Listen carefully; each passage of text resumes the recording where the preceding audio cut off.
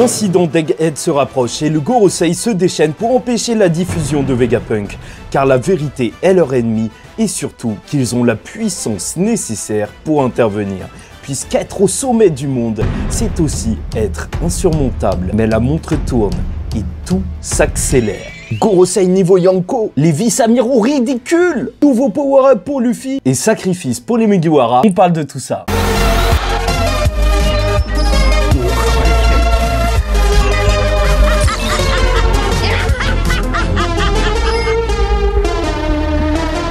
Mesdames et messieurs, ici Chage et on se retrouve aujourd'hui pour la review du chapitre 1112 de One Piece. Aspect de tension. Bien sûr, en cover, on a Kinemon qui passe de l'argent à Yamato afin de réaliser une mission durant son périple. Est-ce qu'elle va déterrer Pluton ou est-ce qu'il l'a juste payé pour qu'elle arrête de faire semblant d'être le père mort d'un enfant? Ouais, parce que quand on y pense, c'est vraiment juste terrible ce qu'elle fait. Enfin bref, et oui, moi j'y crois encore. Son petit voyage jusqu'à Elbaf pour rejoindre les Mugiwara, ce serait magnifique. On revient donc après 3 semaines de pause avec un chapitre de transition et je tiens à vous le dire, One Piece a toujours été comme ça, une écriture lente mais qui paye par la suite. Il faut pas croire les mecs de Twitter qui arrêtent pas de dire que chaque chapitre est incroyable et que chaque semaine tu vas casser ton crâne. Non, One Piece est un plat mijoté 12 heures au four, mais quand ça pète, ça pète. Et justement, on sera là pour quand ça pète et on remarque les petits détails posés ici et là par Oda pour créer cette saveur incroyable. Mais bref, n'hésite pas à liker ou disliker la vidéo, commenter, donner ton avis en commentaire et t'abonner si tu n'es pas encore abonné à la chaîne car on suivra bien sûr One Piece jusqu'à la fin et on en parlera. Et commençons tout de suite par le Gorosei niveau Yonko ou même supérieur Luffy contre le Gorosei. Puisque pas de temps à perdre du côté de Luffy, Jupiter est en train d'aspirer l'air à fond à tel point que même les bateaux de la marine qui se trouvent en dehors de l'île le ressentent, même le visage de Luffy s'envole, oui c'est zinzin, mais comme d'habitude, en vrai maintenant, et donc Luffy va utiliser la stratégie Naruto Itachi, je sais pas si tu te souviens, pour exploser l'astre divin, voilà, envoyer un truc au milieu. Et donc voilà, c'est le début des JO, un bâtiment qui est carrément lancé dans sa bouche, et on retrouve un Luffy qui est KO. Après tous ces affrontements, ces ennemis qui se régénèrent, lui perd en énergie et c'est pour ça qu'il reprend sa forme de vieux tout décrépit, ce que les géants vont voir et ils vont lui proposer à manger vu qu'il n'a plus de munitions. Leur ration spéciale, la Carl, qui est un véritable plat islandais à base de chair de requin fermentée. Voilà, il le dira, c'est pas bon mais ça redonne de la force et c'est vrai que c'était un véritable mystère en fait pour moi en tout cas comment les géants se nourrissaient dans le monde de One Piece parce que s'ils arrivent sur une île normale, bah, ça y est c'est finito hein, et c'est pas au marché que tu vas trouver toute la bouffe qu'il te faut. Et donc c'est gros en vrai, on parle quand même du déblocage des Senzu dans One Piece. Et pour le personnage de Luffy qui a besoin de se nourrir, ça va faire toute la différence. S'il réussit à en récupérer beaucoup, ça pourrait quand même servir donc à Luffy pour se régénérer d'un coup et retaper avec le Gear 5. La plus grosse contrainte du Gear 5 est peut-être maintenant passée grâce à ça. Tu te souviens de Luffy à Enies Lobby qui se baladait avec du poulet dans ses poches? Maintenant, il pourra faire la même avec du poisson qui pue, mais c'est pas grave. Et là où ça va devenir extrêmement intéressant, c'est que Luffy va donc reprendre sa forme normale suite à ça, et lorsqu'il va croiser War Curry, il va donc utiliser le Gomu Gomu no Red Rock. Cette attaque incroyable qui a marqué One Piece. Le chapitre 1000 fait tomber la créature la plus forte du monde, mais là, face à War Curry, bah, c'est son point qui s'est fait très mal. Et donc on peut se poser plusieurs questions. Est-ce qu'il est plus fort que Kaido? Ou en tout cas, ce qu'il semblerait, c'est qu'il est plus résistant que Kaido. Après, je sais que certains pourront toujours dire que Luffy n'a pas mis le même acquis ou je sais pas quoi. Et je veux même pas rentrer dans le débat puissance de Yonko ou pas. Mais c'est vrai que la véritable difficulté face à cet adversaire, c'est surtout sa résistance ou en tout cas sa régénération qui est juste impossible à gérer. Sinon, le Gorosei serait finito depuis un bon moment. Je te rappelle que quand même, les géants ont découpé Jupiter en forme de sashimi, de vers de terre en fait, et c'est dégueulasse. Et tout se joue vraiment là, moins fort que Kaido ou non, c'est vraiment le fait qu'ils reviennent à chaque fois qui fait la différence. Enfin bref, passons tout de suite au sujet Mujuro qui est monstrueux et les vice-amiraux qui sont frauduleux, eux, contrairement au Gorosei. Parce qu'en réalité, le chapitre s'est ouvert par une petite mise en contexte comme Oda sait si bien la faire avec les marines qui vont recevoir et comprendre que les pacifistas sont tous tombés face à Nojoro, ce qui est plutôt incroyable en réalité. Il a réussi à se débarrasser d'une armée entière. En plus, avec sa glace, il a sûrement été choisi pour peu les abîmer et surtout grâce à sa vitesse. C'est quand même un genre de cheval et ça se sent que c'est peut-être un des personnages les plus rapides de One Piece. Et donc on aura aussi retrouvé Franky qui sera en échange de coups avec le vice-amiral Red King. Tu sais, celui avec la tête de Worm, ce dégueulasse, le vert. Et il l'a fracassé en un seul coup. Oui, c'est honteux, mais plus que ça, Bonnie s'occupe de l'autre vice-amiral en le transformant en enfant et en le kickant goulûment. Oui, elle est horrible en réalité quand il pense. Bah le vice-amiral Pomsky, là, c'était juste un gamin. Et si tu regardes ça de loin, bah ouais, c'est juste une meuf qui est en train de donner des gros kicks dans la tête d'un gamin. La violence est réelle, c'est une pirate. Même si en vrai, on sait que c'est une enfant.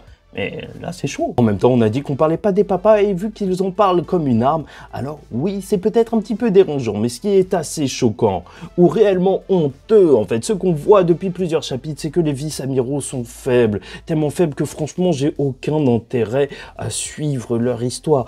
Oda, ça y est, j'ai l'impression qu'il en a terminé avec la marine, malheureusement.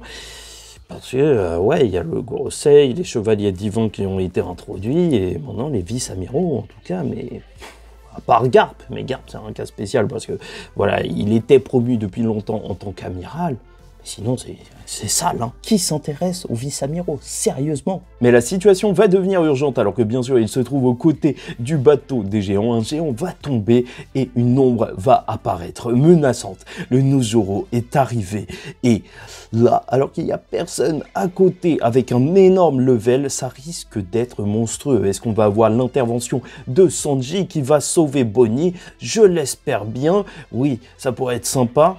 Jinbei, bien sûr. Mais c'est juste que, vraiment, là, on est face à un réel ennemi. Peut-être le membre du Gorosei. Ah non, en vrai, très clairement, le membre du Gorosei le plus hypant à mon sens. Celui qui ressemble à Gandhi a décidé de passer à la violence. Et donc, parlons du gros sujet de ce chapitre qui est en réalité, donc, Mars qui fait face à une menace et surtout, qui est-elle? Puisqu'on le retrouve du côté du laboratoire où le message de Vegapunk doit être coupé, il va cracher directement avec son rayon laser sur les ordinateurs, mais ça ne suffira pas, car York explique que Vegapunk a créé un Dendenmushi spécial qui diffuse donc partout et qu'il l'a sûrement mis à côté, qu'il l'a sûrement caché. Et ça me fume en réalité juste de commencer par ça. Oui, la logique du gouvernement, on tire et on réfléchit après. Oda est extrêmement fort pour montrer la réalité de notre monde. Mais surtout, alors qu'il veut juste tout faire exploser, il ne peut pas, car le labo est plein de choses intéressantes. Déjà, c'est un lieu de développement, mais même de stockage d'énergie, donc ça pourrait très mal finir,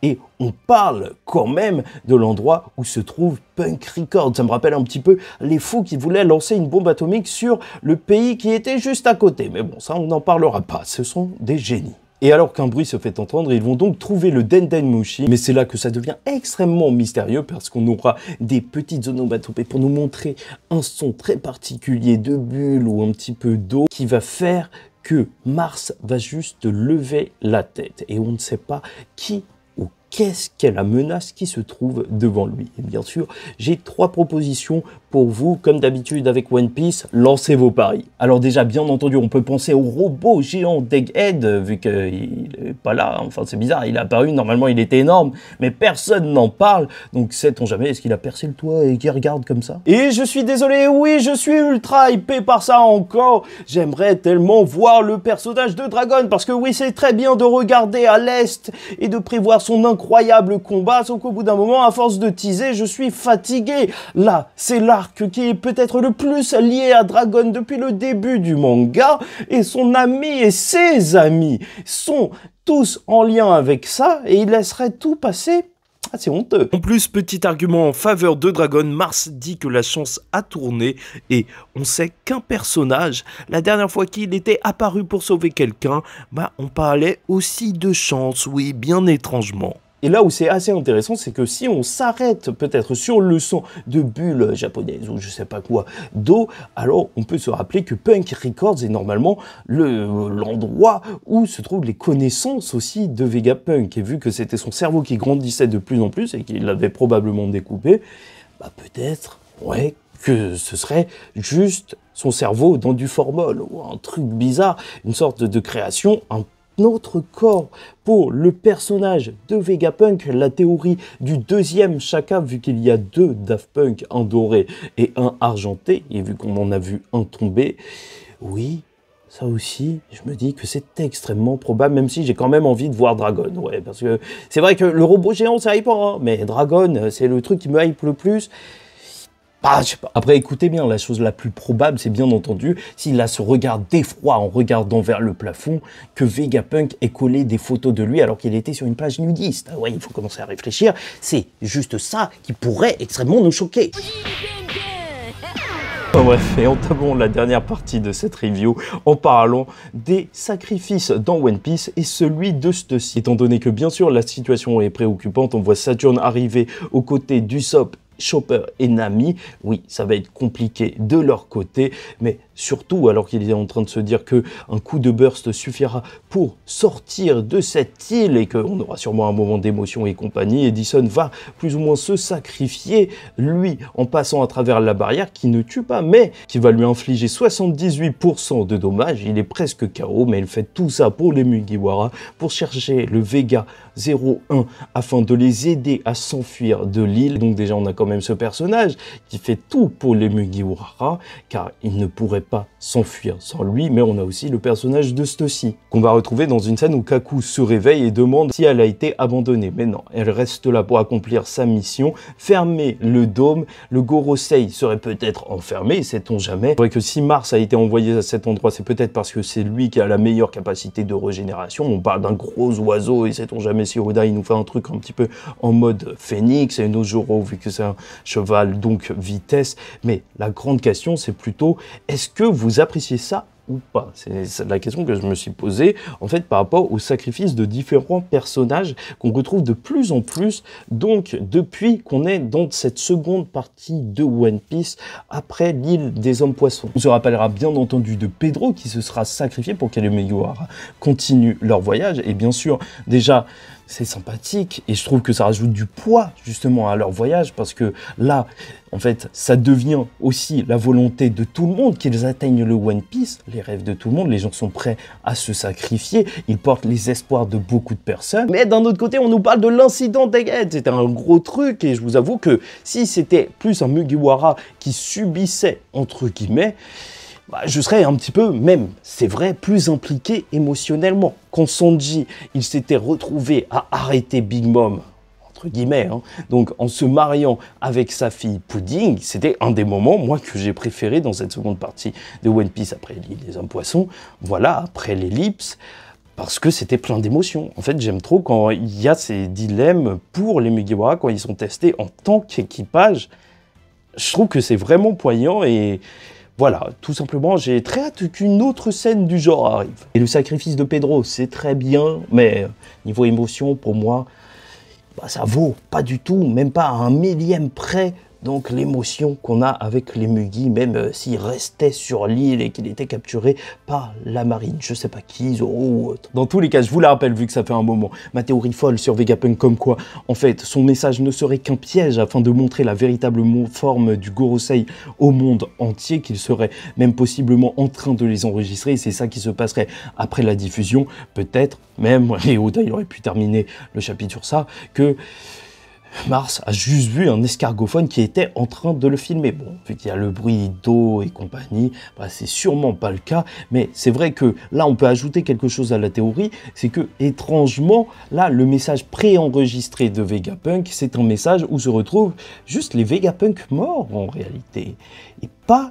ceux qui sont encore en vie. Donc, est-ce que c'est vraiment un message qui a été tourné en avance, ou peut-être que tout ça se passe à l'intérieur du Punk Records qui est en train d'imaginer une scène, vu que toutes les consciences des Vegapunk vont probablement se rejoindre à cet endroit. Ça se trouve qu'ils sont en train de jouer tout ça, faire comme si, oui, ils étaient en train d'attendre juste pour piéger le Gorosei et les filmer, ce serait juste incroyable. Enfin bref, j'y crois, le piège de Vegapunk, les 10 minutes, c'était fait exprès. Quoi qu'il en soit, le Gorosei est efficace, il s'est débarrassé des pacifistas et la pause d'Oda de 3 semaines n'a pas suffi pour que le robot, lui, se repose. Il est encore en pause. Et globalement, le chapitre 1112 de One Piece est une urgence. L'ennemi ne compte pas perdre. Une armée est décimée en un rien de temps et celui qui l'a défait est face à l'équipage. Mais alors que Luffy combat et apprend des géants un moyen de devenir beaucoup plus efficace, Mars, en charge d'arrêter la diffusion,